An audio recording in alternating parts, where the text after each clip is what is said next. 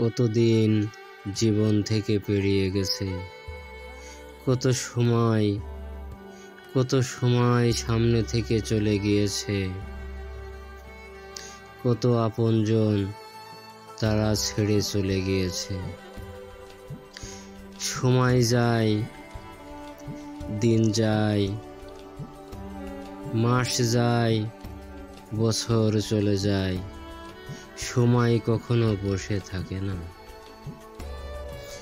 সময়ের ব্যবধানে অর্থ, টাকার অভাবে, সুসম্পর্কের অভাবে আপনজনও হারিয়ে যায়।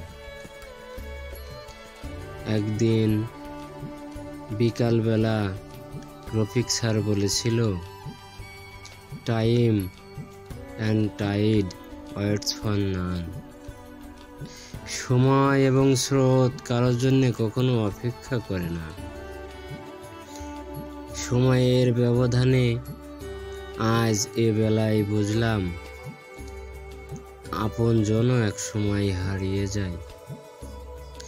কখনো শুনি নাই কারোর মা মারা গেলে আর ফিরে এসেছে, কারো বাবা মারা গেলে কখনো শুনি নাই সে আর ফিরে এসেছে। সময়ের ব্যবধানে একদিন আপন মানুষও অনেক দূরে চলে যায়। জীবনের অন্তিম মুহূর্তে কখনো শুনি নাই আপনজন চলে গেলে সে আর কখনো ফিরে এসেছে। সময় চোখের ক্রন্দন দিয়ে মানুষকে দুঃখ বোঝানো যায়, কিন্তু মনের ক্রন্দন কখনো দেখা যায় না। মা একদিন বলেছিল, খোকা তুই একদিন অনেক বড় হবি, তোকে সবাই চিনবে, অনেক মানুষ তোকে সম্মান করবে।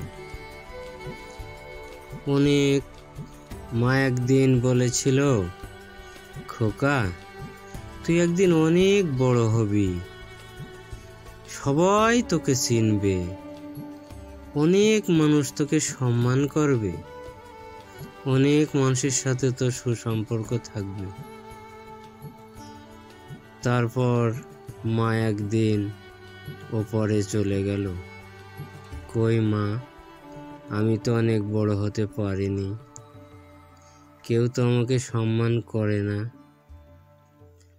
3 বেলা খাওয়ার জন্য এখনো যে চোখে জল চলে আসে। তুমি কোথায় আছো মা, তুমি কেমন আছো? রক্তিম সূর্যটা প্রতিদিনই সকালে ওঠে, আবার সন্ধ্যায় হারিয়ে যায়। সন্ধ্যার পরে নেমে আসে কালো অন্ধকার, আর অন্ধকারের মাঝেই চলে আসে মানুষের যত দুঃখ, যন্ত্রণা, কাইকেলেশ। রাতের অন্ধকারের মতোই মানুষের জীবনে নেমে আসে কত দুঃখ, বেদনা আর কান্নার সেই লেলিহান শিখা।